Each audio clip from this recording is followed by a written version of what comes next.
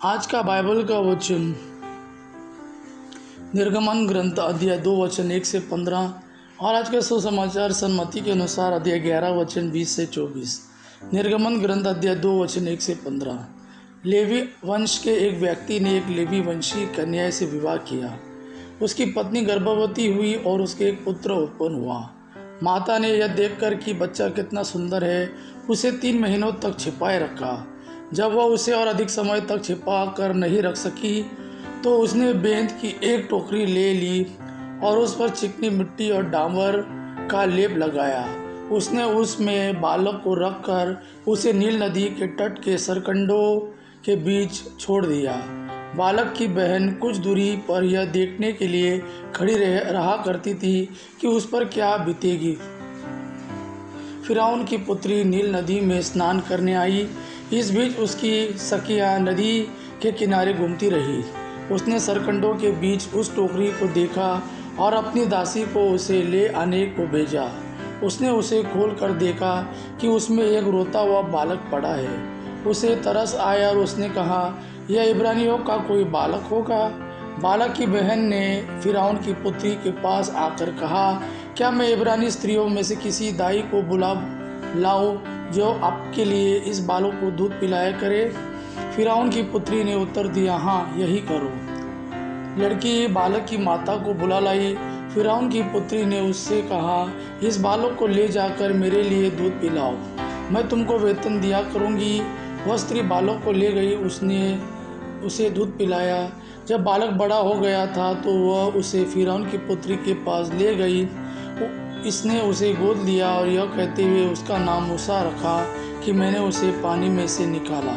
जब मूसा सयाना हो गया तो वह किसी दिन अपने जाति भाइयों से मिलने निकला। उसने उन्हें बेगार करते देखा और यह भी देखा कि एक मिस्री उसके एक इब्रानी भाई को पीट रहा है।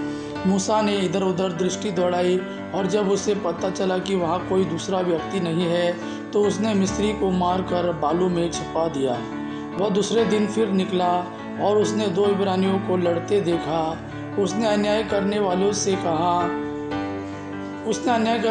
कहा, तुम अपने भाई को क्यों पीटते हो। उस व्यक्ति ने उत्तर दिया, किसने तुमको हमारा शासक और न्यायकर्ता नियुक्त किया है। क्या तुम मुझको भी मार डालना चाहते हो जैसे कि तुमने उस मिस्री को मारा।